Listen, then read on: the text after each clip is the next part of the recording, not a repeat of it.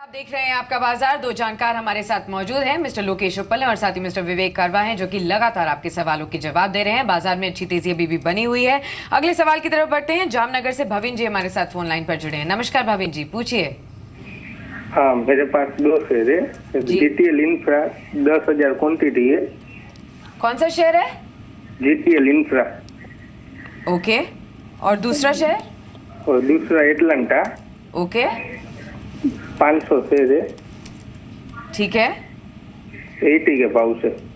Alright, नजरिया बताइए।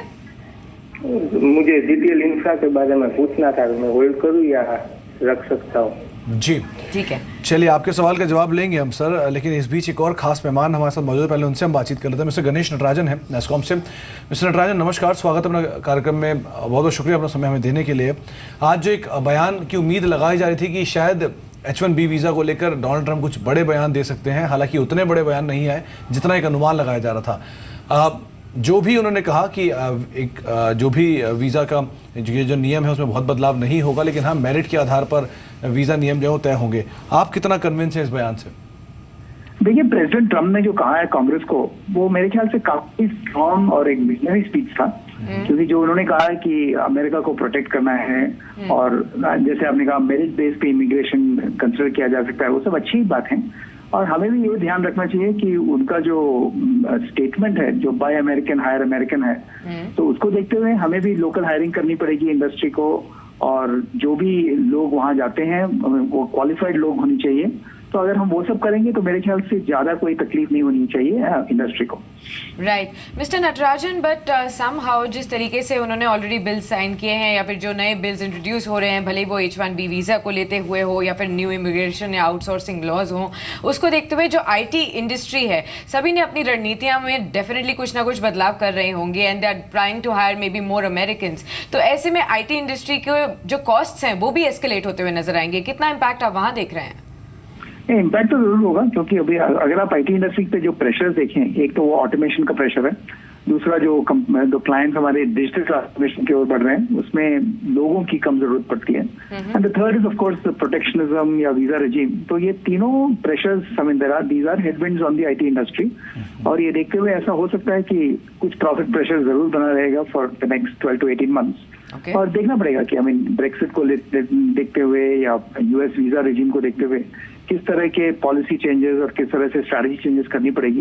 ये जरूर है कि थोड़ा अनसर्टनिटी है अभी इंडस्ट्री में, और आगे 2-3 महीने में शायद क्लियर हो जाएगा। जी मिस्टर नटराजन, जिन हेडविंड्स की आप बात कर रहे हैं उसमें अगर उसको यहाँ पे फॉर्मुलेट किया जाए ठीक से, तो क्या कुछ प्राइसिंग को लेकर pressure as of now industry face कर रही है US क्लाइंट्स की तरफ से?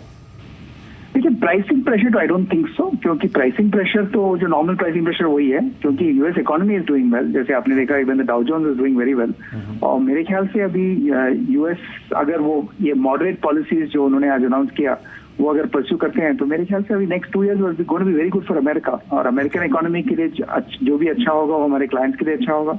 और प्राइसिंग का कोई दबाव मैं नहीं देख रहा हूँ, मगर ये आगे हुए ये देखना पड़ेगा कि किस तरह से अब उस माहौल में किस तरह के प्रोजेक्ट्स आते हैं, किस तरह के प्राइसिंग होते हैं और किस तरह के manpower utilisation. So all these are potential problems या पोटेंशियल अपॉर्चुनिटीज। देखना पड़ेगा कि कैसे प्ले आउट होता है। चलिए, बहुत बहुत शुक्रिया मिस्टर नटराजन अपना समय हमें देने के लिए, हमसे बातचीत करने के लिए सभी टॉपिक्स के ऊपर।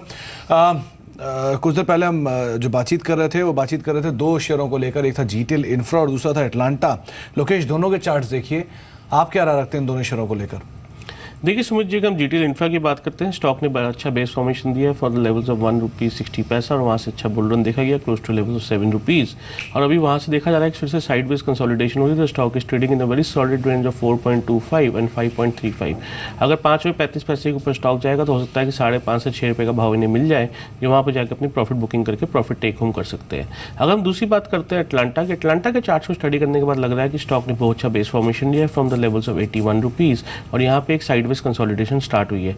इसके लॉन्ग टर्म चार्ट्स इंडिकेट करते हैं कि आने वाले टाइम में स्टॉक में 94 से 95 पर लक्ष्य ऊपर की तरफ देखा जा सकता है। तो फिलहाल अपनी पोजीशन को होल्ड करें with the stop loss close two levels of ₹81। Sure. चलिए, यहाँ पर भी आपको एक राय मिल चुकी है। एक सवाल एसएमएस के जरिए भी ले लेते हैं फटाफट से। आनंद का सवाल है यहाँ पर, और जुबिलेंट फूड को लेकर ये सवाल है। 1015 के लेवल्स पर उन्होंने खरीदारी की हुई है, क्वांटिटी क्लियर नहीं की है, पर विवेक आपकी क्या राय होगी जुबिलेंट फूड को लेते हुए? देखो, कंपनी बढ़िया है ये, और एक ऐसी कंपनी है, मैं तो इसको एफएमसीजी में डालूंगा, फूड में डालूंगा ही नहीं, जो काफी फास्ट मूविंग रहेगा। और लेकिन स्टॉक इन दामों में बहुत कॉस्टली लग रहा है, और करीबन देखो 73-74 पी पे आज ये चल रहा है, तो बहुत कॉस्टली लग रहा है। थोड़े मतलब कुछ दिनों पहले, रादर कुछ हफ्तों पहले काफी डाउन लेवल्स में था, उस वक्त लेने के भाव थे। अभी तो प्रॉफिट बुक आप टेम्परेली करिए, अगर आप होल्ड करके रखे हो तो करीबन 980 का स्टॉप लॉस बना के आप इसमें बने रहिए, लेकिन फ्रेश परचेजिंग में यहाँ पे एडवाइस नहीं करूंगा। चलिए, तो नई खरीदारी ना करें, जो एग्जिस्टिंग पोजीशन है उसके साथ बने रहें, ये आपको राय दी गई है जुबिलेंट फूड्स के संदर्भ में।